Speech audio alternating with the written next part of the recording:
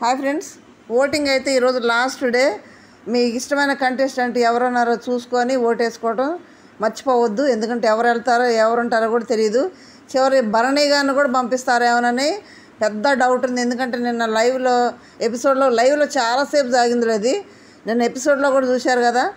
మరి భరణి గారు ఆట పాడవుతుందా దివ్యగుండా అనేది అర్థం కాని క్వశ్చన్. మీకు ఏమైనా అర్థమని చిన్న కామెంట్ చేయండి.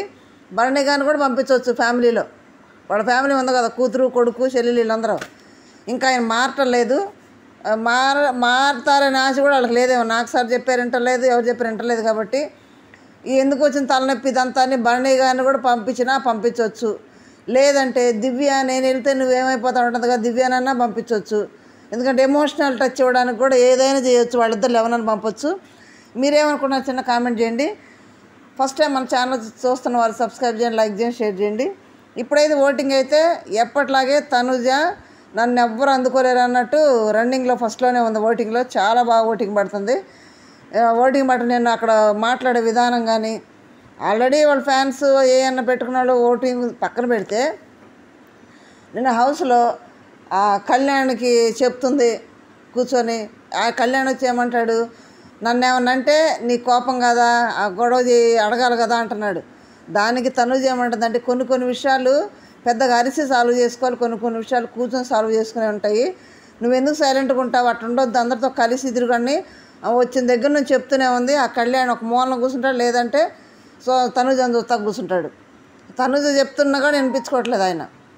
మరి ఇప్పుడు ఎక్కడన్నా కెప్టెన్సీ పోయింది కాబట్టి ఎక్కడన్నా మారుతాడు లేదో. కెప్టెన్సీ ఉంటేనే నలుగురితో మాట్లాడుతుంటాడు. కెప్టెన్సీ పోయింది కాబట్టి ఇంకెట్లుంటారో చూడాలి. తనుజ అయితే ఓటింగ్ బాగా పడుతుంది, బీభత్సంగా పడుతుంది. సెకండ్ పొజిషన్లో సుమన్ గారు ఉన్నారు. సుమన్ గారు నిజంగానే ఏదో పాట చెప్పినట్టు మౌనంగానే ఎదగమనే చెట్టు నాకు చెప్తుంది అన్నట్టు నిజంగా మౌనంగా ఉండి కెప్టెన్ అయిపోయాడు. లాస్ట్కి సుమన్ గారు గౌరవ్ ఉంటే నిఖిల్ని నువ్వు డైరెక్ట్ కంటెంటర్ కదా, ఎవరితో పోటీ పడతావంటే సుమన్తో పోటీ పడితే మజా ఏముంది, గౌరవ్తో పోటీ పడతా అన్నాడు. అంటే సుమన్ డైరెక్ట్ కెప్టెన్ అయిపోయాడు, పోటీ లేదు. ఇక వీళ్ళిద్దరిలో ఎవరు గెలిస్తే వాడు కెప్టెన్ అవుతారు, సెకండ్ కెప్టెన్. చూడండి, అంటే ఇలా కూడా హౌస్లో ఇన్ని వారాలు కొనసాగొచ్చా అనేది ఆశ్చర్యకరం. ఎందుకంటే కొట్లాడితేనో ఆటలాడితేనో లేదా ఏదైనా కంటెంట్ ఇస్తేనో హౌస్లో ఉంటారు అనేది ఆడియన్స్ కానీ అక్కడ బిగ్ బాస్ హౌస్ కానీ అంటారు. మరి సైలెంట్గా ఉండి కెప్టెన్ అయిపోయాడు అంటే నెక్స్ట్ వారం నామినేషన్ ఉండడు. ఆ పై వారం దగ్గర 7-8 వారాలు గడిచిపోయింది. 10 వారాలు నో డౌట్ ఖచ్చితంగా సుమన్ శెట్టి గారు ఉంటారు. ఎందుకంటే వాళ్ళు పొటెన్షియల్ ఉంది అంటున్నారు, బాగా ఆడుతున్నాడు, సైలెంట్గా ఆడేస్తున్నాడు. కాబట్టి సుమన్ గారికి అయితే బేపచ్చం పోటీ పడుతుంది. సెకండ్ పొజిషన్లో ఉన్నాడు, కెప్టెన్ కూడా అయ్యాడు. నెక్స్ట్ డెమాన్ ఇప్పుడైతే థర్డ్ పొజిషన్లో ఉన్నాడు. కామన్ మ్యాన్ కేటగిరీలో ఓట్లు పడుతున్నాయి, అది వేరే విషయం. అయితే నిన్న లైవ్లో ఏం జరుగుతుంది, బయట కూడా ఎపిసోడ్లో కూడా ఏం జరుగుతుంది. ఇప్పుడు ఆయిషా వచ్చి డెమాన్తో డ్యాన్స్ చేయడం అంతా రీతుకి నచ్చకపోతే అడిగింది. సరే నేనేం అనలేదు రా పోరా అంటే, అది నువ్వు వేరుగా తీసుకోవద్దు అని అంటే. ఇప్పుడు అంతకుముందు తనూజ వచ్చి డెమాన్ మీద చేస్తే ఏమన్నాడు తెలుసా, రీతు చూస్తే ఊరుకోదు అని ఈ డెమానే అన్నాడు. మరి అట్టేటప్పుడు ఎవరో పిల్ల వచ్చి డెమాన్ మీద చేస్తే రీతు ఊరుకుంటుందా? ఊరుకోదు కదా. దానికి ఏమంటున్నాడు, నేను ఆయిషాని పిలిచి ఇదిగో నేను ఆయిషా చెప్పేసాను నువ్వు రీతు దగ్గరికి వెళ్ళి మాట్లాడాలంటే, రీతు ఎందుకు మాట్లాడింది, నువ్వు కదా డ్యాన్స్ వేసింది, నువ్వు చెప్పుకోవాలి కదా ఆయిషాకి.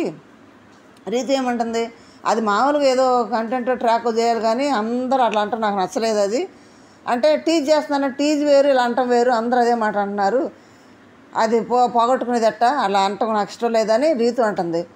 ఆయిషాని పిలిచి, ఆయిషా మా ఇద్దరి మధ్య ఏమి లేదు, మేము ఊరికే కంటెంట్ కోసం చేస్తున్నాం, బయటికి వెళ్తే ఊరికి ఆడలేదు, నాకు నేనే ఆమె నా కోసం ఎవరు లేరు, నేను ఊరి కోసం లేను, నేనే ఊరి సొంతం కాదు, నాకెవరు సొంతం కాదు అన్నట్టు ఆయిషా చెప్తున్నాడు. ఆయిషా చెప్పేది ఏందో రీతుతో చెప్పొచ్చు కదా, నేను ఎవరు సొంతం కాదు, నాకెవరు సొంతం కాదని రీతుతో చెప్పొచ్చు కదా. ఆయిషా చెప్తున్నాడు. నేను ఆయిషా చెప్పాను, నువ్వు కూడా చెప్పాడు. ఆయిషా నువ్వు వెళ్ళి మాట్లాడి రీతుతో అంటే నాకేం పని, ఎందుకు మాట్లాడతాను ఆయిషా అంటుంది. ఏందో ట్రయాంగిల్ అయిపోయింది. ఇప్పుడు ఆయిషా వచ్చి వీళ్ళిద్దరిని ఎడగొట్టాలని చూస్తే ఇంకా డెమాన్ ఇద్దరి మధ్య ఇరుక్కున్నాడు. ఇప్పుడు ఆయిషా రీతు మధ్యలో అయినా ఓటింగ్ పడుతుంది. థర్డ్ పొజిషన్లో ఉన్నాడు. కామన్ మ్యాన్ కేటగిరీలో బీభత్సం పోటీ పడుతుంది. నెక్స్ట్ ఫోర్త్ ప్లేస్లో భరణి గారు ఉన్నారు. భరణి గారు నిన్న లైవ్లో ఈ రీతుతో మాట్లాడిందంట. ఎవరు, వాళ్ళ చెల్లి అయిన దివ్య. రీతుతో ఎందుకు మాట్లాడావు, రీతు నన్ను నామినేట్ చేసింది, తర్వాత నేను కెప్టెన్స్ దాంట్లో నిలబడితే నన్ను తీసేసింది, నాకు ఓటు వేయలేదు. అలాంటప్పుడు రీతుతో నువ్వు ఎందుకు మాట్లాడతావంటే ఇవన్నీ నాకు ఎందుకు చెప్పలేదని చెల్లి అంటుంది. మరి నువ్వు అట్లా మాట్లాడొద్దు, నువ్వు అంత బాండింగ్ ఎట్లా ఏర్పడింది నీకు, అంత డీప్కి వెళ్ళి మాట్లాడుతున్నావు రీతుతోటని భరణి గారు అంటారు. దివ్య ఏమో ఇవన్నీ నాకు తెలియదు కాబట్టి నేను మాట్లాడేది బాండింగ్ ఏముంది, అందరితో మాట్లాడినట్టే మాట్లాడానంటే అందరితో వేరు, అందరిలో రీతు కూడా ఉంది కదా అంటున్నాడు భరణి గారు. అంటే రీతుతో మాట్లాడొద్దు అని వాడు చెల్లికి చెప్తున్నాడు, దివ్య చెప్తున్నాడు. మరి తనుజతో ఎందుకు చెప్పలేదు రీతుతో మాట్లాడొద్దని? వాళ్ళిద్దరు ఫ్రెండ్గా ఉంటున్నారు కదా, మరి ఎందుకు చెప్పలా? ఏం మరి భరణి గారి మనసులో ఏముందో తెలియదు. దానికి ఏమో ఏడుస్తూ నా వాళ్ళు అనుకున్న వాళ్ళని నేనేదో మామూలుగా మాట్లాడాను, దాన్ని తప్పు అయితే నేనేం చేయను, నా వాళ్ళు అనుకున్నవారు నన్ను అంటే నాకు చాలా బాధ వేసిందని ఏడుస్తుంది. ఆయన ఎడంగాలు ఈయన ఏడుస్తున్నాడు.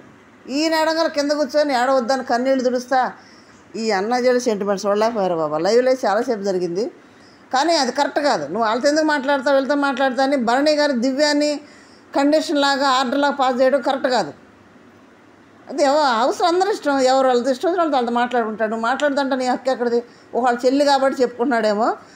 మరి ఆడైతే నాకు తెలిసి అసలు భరణి గారిని పంపించేసిన బెస్ట్ అనిపిస్తుంది. ఎందుకంటే భరణి గారు పక్కెళ్ళి మారదామన్నా కానీ దివ్య మారనిట్లేదు. నువ్వు నా ముఖం చూడట్లేదు, నా దగ్గర రావట్లేదు, నాతో మాట్లాడట్లేదు, టార్చర్ పెడుతుంది భరణి గారిని. కాబట్టి దివ్యనైనా పంపించండి, లేదంటే భరణి గారినైనా పంపించండి, అసలు సమస్య ఉండదు. మామూలుగా కాదబ్బా టార్చరు భరణి గారిని.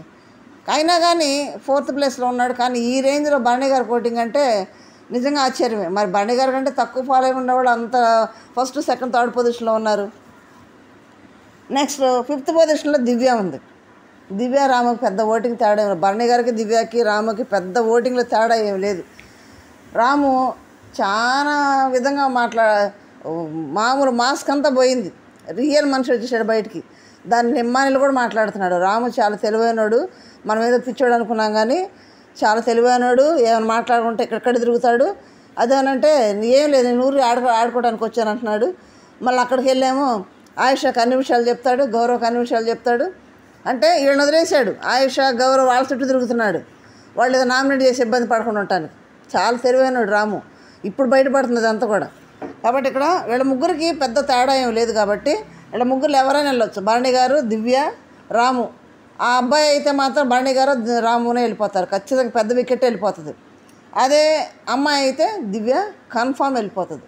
మీరేమనుకుంటున్నారు, ఎవరు వెళ్తే బాగుండిద్ది, ఎవరుంటే బాగుండిద్ది, మీ ఇష్టమైన కంటెస్టెంట్ ఎవరు ఓటేసుకోండి. లాస్ట్ ఈరోజే మరి ఓటేసుకొని కాపాడుకోండి, తర్వాత వెళ్ళిన తర్వాత బాధపడద్దు. ఓకే ఫ్రెండ్స్, మీరు ఎవరికి ఓటేస్తున్నారో, మీ ఇష్టమైన కంటెస్టెంట్ ఎవరో చిన్న కామెంట్ చేయండి. Thank you.